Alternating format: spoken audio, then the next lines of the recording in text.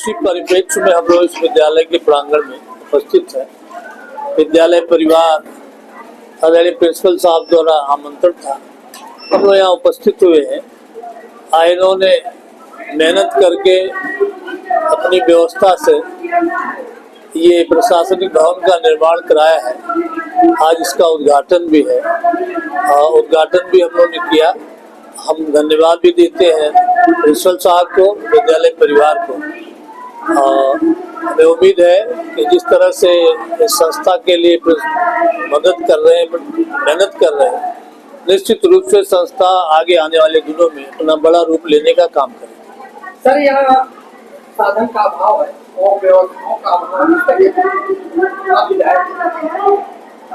नहीं, ठीक है, साधन का अभाव है। देखिए, प्राइवेट सेक्टर की संस्थाएं एक सहयोग के ऊपर ही चलती है।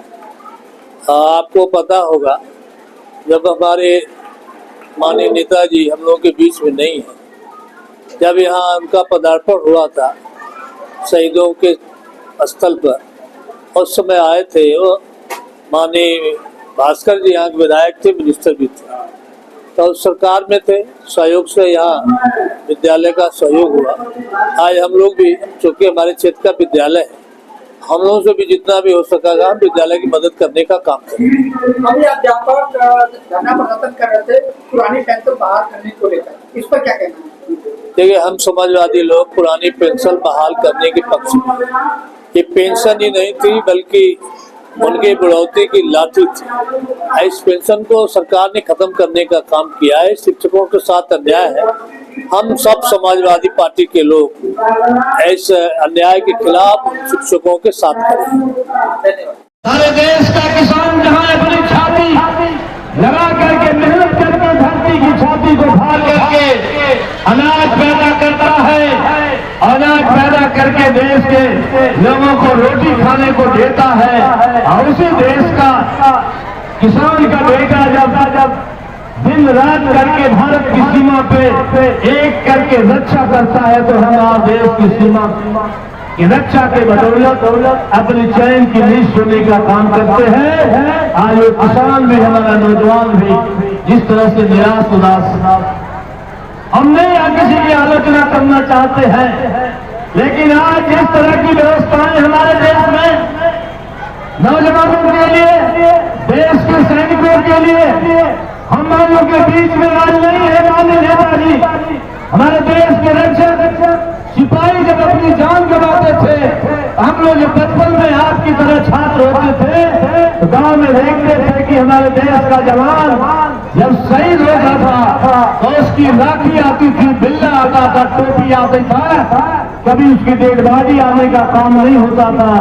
लेकिन नेताजी हम लोग के बीच में नहीं है। जब उनको रक्षा मंत्री का पद मिला तो देश में ऐसा कानून बनाया, कहा हमारे देश का नौजवान जो हमारे देश की सीमा की रक्षा करता है, किसान का बेटा है, जब देश की सीमा पे दिन रात एक करता है तो हम चैन की नींद सोते हैं। और जब नौजवान शहीद होता है तो उसको सम्मान जो मिलना चाहिए नहीं मिलता।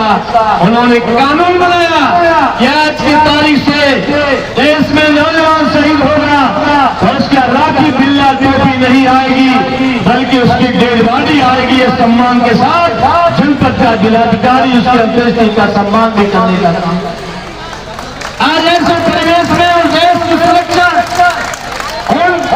नौजवानों को, जो हमारे देश के नौजवान थे, सेना में नौकरी करता था, उसका कितना बड़ा सम्मान होता था। लेकिन आज उस नौजवान को सम्मान देने के बजाय हमारे देश की सुरक्षा के साथ भी एक तरह से खिलवाड़ और मजाक करने का काम किया। शौक से लोग जाते थे, सम्मान से जाते थे सेना में नौकरी करने के नाम पर, लेकिन आज उसी सेना के भर्ती के नाम पर अग्निवीर की भर्ती कर दी गई। अग्निवीर का भर्ती का नौजवान वो भी हमारे देश के लिए शहीद हो रहा है, लेकिन जो सम्मान उसको परमानेंट भर्ती में जो नौजवान भर्ती हुआ है सेना में, जो सम्मान उसको मिल रहा है, जिस नौजवान को सम्मान मिलने का काम नहीं हो पा रहा। इसलिए आज जरूरत है हमें आपकी इस बात की चिंता करने की कि हमारा देश कैसे सुरक्षित होगा, हमारा संविधान कैसे सुरक्षित होगा, हमारे संविधान के निर्माता का कैसे सम्मान होगा। हमें इस बात पर भी बहस चलाने की जरूरत है। हम लोगों ने तो सोचा नहीं था कि बाबा साहब आज नौजवान छात्र बैठे हो जिनको पढ़ने लिखने तक का अधिकार नहीं था, कभी स्कूलों में जाने का मौका भी मिला तो उनको अंतिम लाइन में जहाँ कोई बैठने की जरूरत नहीं समझता था, जहाँ कोई बैठ नहीं सकता था, उस स्थान पे उनको शिक्षा दिलाने का काम होता था। लेकिन हम धन्यवाद को बहुत बहुत नमन बंदन अभिनंदन करते हैं। जब उनको कलम में हाथ में ताकत मिली तो उन्होंने देश का संविधान लिखा तो किसी के साथ भेदभाव करने का काम नहीं किया। उन्होंने वोट का भी अधिकार दिया तो कहा कि चाहे राजा का बेटा होगा, चाहे रंग का बेटा होगा, उसके वोट की कीमत रंग के बेटा की कीमत एक बराबर होने का काम करेगा। देश में पढ़ने का अधिकार सभी जात धर्म के लोगों को होगा, देश में नौकरी करने का अधिकार सबको होगा।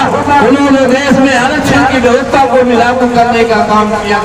लेकिन आज जो परिस्थितियां हैं, न तो संविधान सुरक्षित है, न तो संविधान के निर्माता को सम्मान मिलने का काम हो रहा है।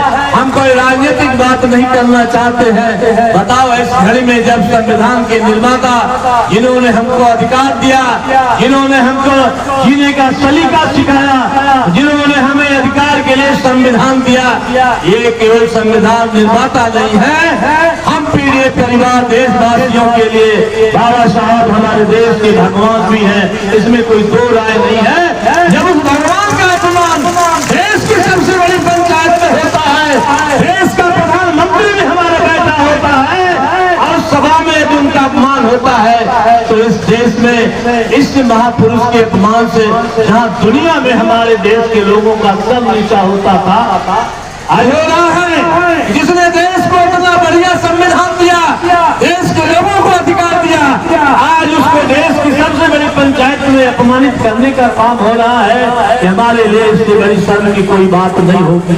इसलिए साथियों, क्योंकि गणतंत्र दिवस है, आज के दिन संविधान हमारे देश में लागू हुआ तो हमें संकल्प लेके भी जाने की जरूरत है, हमें संकल्पित होने की भी जरूरत है। क्योंकि हम लोग गणतंत्र दिवस मना रहे हैं तो हमें समीक्षा करने की भी जरूरत है। या चाहे हमारे संविधान का सवाल होगा, चाहे देश का सवाल होगा, चाहे संविधान निर्माता का सवाल होगा, इससे कहीं छेड़छाड़ होगी तो हम बर्दाश्त करने का काम नहीं करेंगे, चुपचाप बैठने का काम नहीं करेंगे। हम आप सबका स्वागत सम्मान करते हैं। हम अपने उन सभी हमारे देश के जो भविष्य है छात्र छात्राएं, मैं इनका भी बहुत बहुत धन्यवाद करता हूँ, बधाई देता हूँ, शुभकामना व्यक्त करता हूँ। जिस कॉन्फिडेंस के साथ अपनी प्रतिभा को यहाँ दिखाने का काम कर रहे थे, मैं इनको बहुत बहुत धन्यवाद देता हूँ, बधाई देता हूँ, शुभकामना व्यक्त करता हूँ। आई उम्मीद करता हूँ कि मां सरस्वती इनको सद्बुद्धि दे, इनको ज्ञान दे,